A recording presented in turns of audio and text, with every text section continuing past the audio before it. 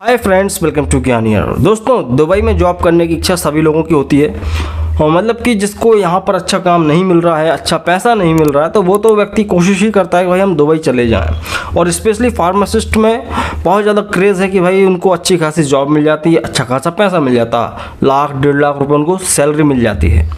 तो समझेंगे कि भाई आप दुबई कैसे जा सकते हैं फार्मासिस्ट की जॉब के लिए, क्या क्या करना पड़ेगा, क्या क्या डॉक्यूमेंट लगेंगे, सब पूरा प्रोसीजर। तो वीडियो को पूरा देखिएगा।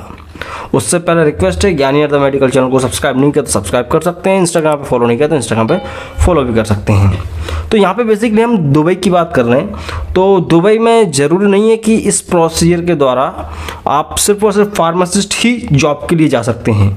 आप एक डॉक्टर हैं तो जा सकते हैं, आप नर्स हैं तो जा सकते हैं, मेडिकल असिस्टेंट हैं तो जा सकते हैं। कोई भी व्यक्ति जो मेडिकल से रिलेटेड कोर्स किया हुआ है वो दुबई में जॉब कर सकता है।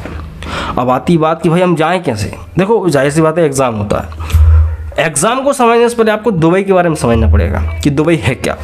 दोस्तों, ज़्यादा डिटेल में नहीं बताऊंगा, शॉर्ट में बताऊंगा, इतना ही काफ़ी रहेगा। तो UAE बोलते हैं इसे। तो बेसिकली जो अरब कंट्री है वो बेसिकली 7 आइलैंड से मिलकर बना हुआ है, ठीक है ना। 7 आइलैंड से मिलके बनी हुई जो देश है उसे बोलते हैं UAE।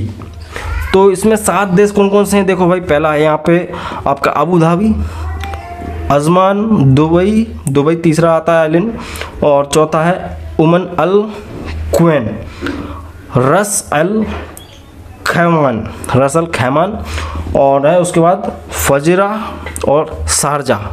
तो ये टोटल 7 हैं। तो इनमें से सिर्फ और सिर्फ आप 3 आइलैंड पे जाके काम कर सकते हैं, ठीक है ना। दुबई में, अबू धाबी में और फजीरा में या शारजाह में। फजीरा में नहीं कर सकते, शारजाह पे कर सकते हैं आप, ठीक है ना। तो इन सब के लिए अलग अलग एग्ज़ाम होता है। एक होता है DHA, मतलब कि दुबई हेल्थ अथॉरिटी। ये सबसे इजी होता है और ज़्यादातर लोग इसी को क्रैक करते हैं, ठीक है ना।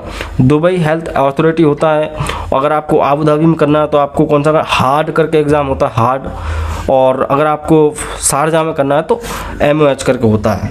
तो ये एग्ज़ाम्स होते हैं, 3 तरह के एग्ज़ाम हैं। आप कोई सा भी ऑनलाइन या इंडिया में बैठ के आप एग्ज़ाम दे सकते हैं।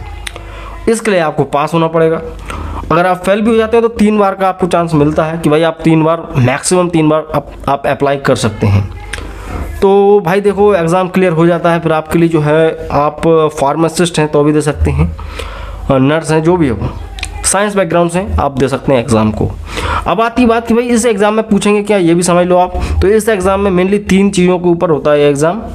पहला होता है इसमें कि भाई आपका जो साइंटिफिक क्वेश्चंस पूछे जाते हैं। एक एग्ज़ाम साइंस का होता है, जाके आप काम करेंगे वो, ठीक है ना। दूसरा, आपको अरेबिक लैंग्वेज का नॉलेज होना चाहिए, उसका एग्ज़ाम होता है।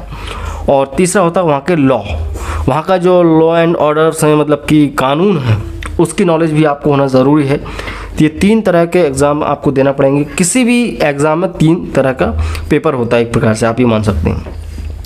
तो ये क्रैक करने के बाद आपके पास डॉक्यूमेंट्स सारे होने चाहिए। अगर आप पर फार्मासिस्ट हैं तो आप B फार्मा होंगे, D फार्मा होंगे। तो अनुभव बहुत ज़रूरी है, ठीक है ना। कई लोग कहते हैं कि भाई आपको फ्रेशर भी चले जाओ, फ्रेशर चले तो जाओगे लेकिन बहुत तकलीफ़ होगी। तो अनुभव कम से कम 2 साल का होना बहुत ज़रूरी है। यहाँ पे तो हम एडजस्ट कर लेंगे, लेकिन वो प्रदेश है, वहाँ पे आपको दिक्कत आएगी। तो इसलिए कम से कम 2 साल का अनुभव हो। जो भी डिग्री है, डिप्लोमा है, वो आपके पास होना चाहिए। अगर आप फार्मासिस्ट हैं तो उसका रजिस्ट्रेशन भी होना चाहिए।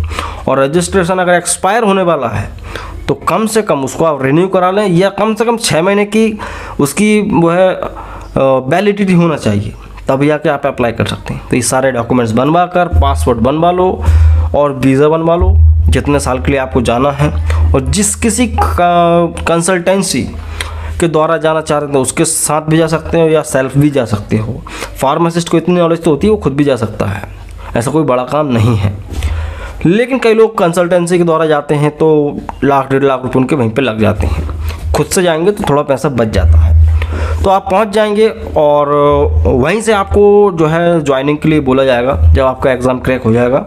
हो सकता है कि तुरंत ना बोले, 2-3 महीने आपको वेट करने का बोले कि भाई आपने एग्ज़ाम दिया था, आप पास हो गए, तो 2-3 महीने इंतजार करना पड़ सकता है। और वहाँ पर तो वैकेंसी रहती ही हैं। 30% इंडियंस दुबई में रहते हैं, ठीक है। Dubai in the sense Dubai, Abu Dhabi, हर जगह पे इंडियंस तो हैं ही, और वहाँ पर जितने भी हॉस्पिटल्स, फार्मेसीज हैं सब इंडियंस की ही हैं। तो लैंग्वेज का ऐसा कोई इशू नहीं आएगा। बाकी फिर भी आपको उन लोगों के साथ रहना, तो आपको थोड़ी बहुत उनकी लैंग्वेज समझ आना चाहिए, ठीक है। इतना करने के बाद आप वहाँ पर जाकर शिफ्ट हो सकते हैं, अपना रेंट पे ले सकते हैं, या कैसे भी एडजस्ट करके आप गुजारा कर सकते हैं। 2 साल का अनुभव होगा आपको, तो आपको लगभग 4000 से 6000 दिरहम तक मिल सकता है। वहाँ की जो करेंसी होती है दिरहम बोलते हैं, ठीक है ना। उसको अगर कन्वर्ट करोगे आप तो लगभग 80,000, 90,000 और 1 लाख तक मिल जाता है हर महीने। तो जाने को जाया जा सकता है, कोई बुरी बात नहीं है। अगर आप इंटरेस्टेड हैं अदर कंट्रीज़ में, मतलब बाहर जाकर पैसा कमाने के लिए, तो आप जा सकते हैं, ठीक है ना।